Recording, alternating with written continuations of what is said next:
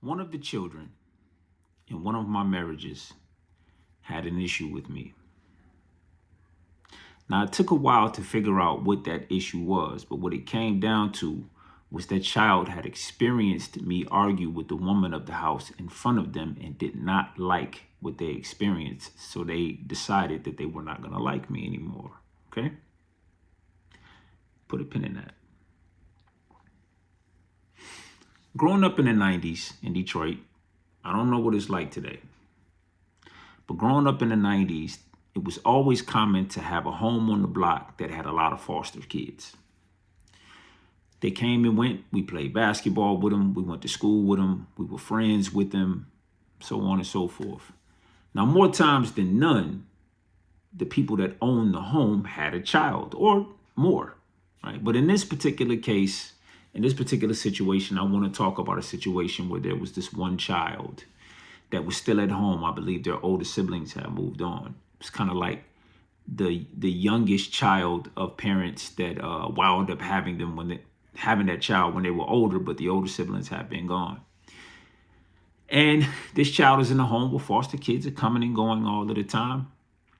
And this child had a problem with their parents. Now, I didn't recognize it at the time to be because of an issue with the fostering, but I just know that every time I was around this kid was always going off on their parents. And the parents were the sweetest person. Like the mother especially was the sweetest person in the whole neighborhood. But this particular kid always had an issue. And this kid always dressed nice, always had the best shoes, the best clothes. Didn't really seem like they had any restrictions at all. Could have people in and out of the house if they wanted to. Oh man, always the latest video games. Did what the kid wanted to do.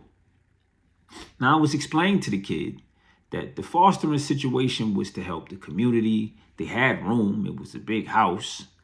And they made a little money for it. It's cool. Nothing to worry about. This kid wasn't buying it. I was watching a documentary recently on adoption and fostering, and it was brought to my attention that children need two things. The first is to feel safe, and the second is to feel like they belong, to feel like they're accepted. Now, I know a lot of people would like to just say that kids need to feel loved to kind of cover that whole thing, but for the purposes of this conversation, we'll say that they need to feel safe, and they need to feel accepted, and they need to feel like they belong. Okay?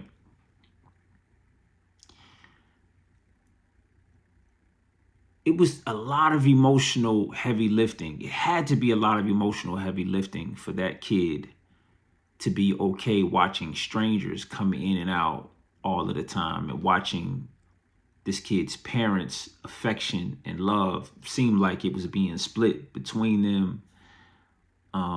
Going through the whole respect ritual every time a new kid comes around. Don't touch this, don't touch that. Maybe you don't vibe with some of the kids.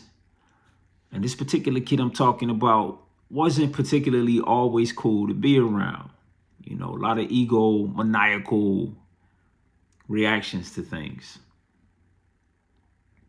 Now, if you would have asked me if I thought the child that was now upset with me in this particular marriage, if you would have asked me if that child felt safe and that child felt like they belonged, I would have told you absolutely yes, because prior to that argument, me and that child had an amazing relationship.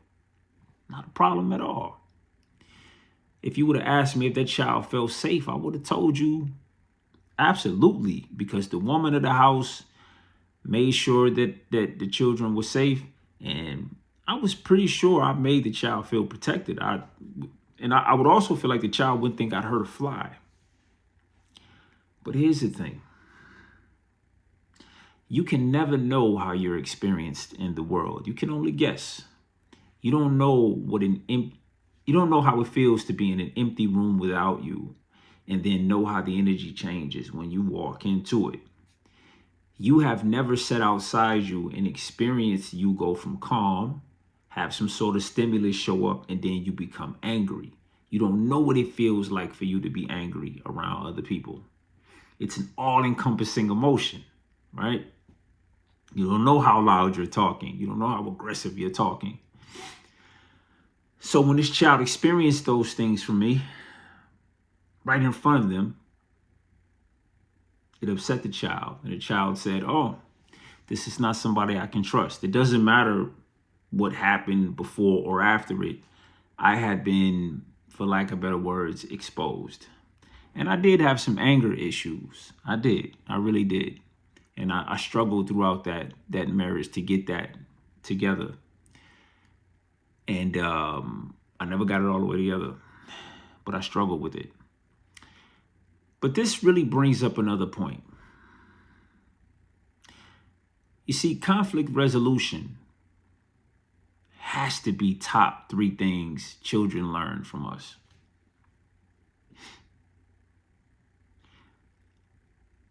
I think that a child watching you get angry or a child watching me get angry is fine. But they should also watch me de-escalate that anger in front of them. They should also watch me check myself in that space. They should be able to watch other adults have disagreements and negotiate the best path forward. These behaviors should be modeled to children, because the thing we worry about the most when children are away from us are about the conflicts that they are in, that they're definitely going to get into, and how they handle themselves in those conflicts. How do you handle microaggressions, right? Those are the important things that you model for children in the home. And I remember at the end of that particular marriage, pleading with the other person, because I felt like a lot of really big lines never really got crossed. But I remember saying, listen, I think that the children know we don't really like each other. What a gift it would be for them to watch us come to a table, negotiate peace between us, and how to rebuild this family piece by piece through care, through honesty, through compassion, right in front of them. Where would they be if they had that type of behavior modeled to them? I don't know. Look, thank you for watching. I'm MRK SX. You have watched or listened to Confessions of a Failed Family Man. Please like, subscribe, and share so that the algorithm can do its algorithm thing and help me out. Now, I do make music. You can go to mrksx.com and check me out there. All right? I'll see y'all tomorrow.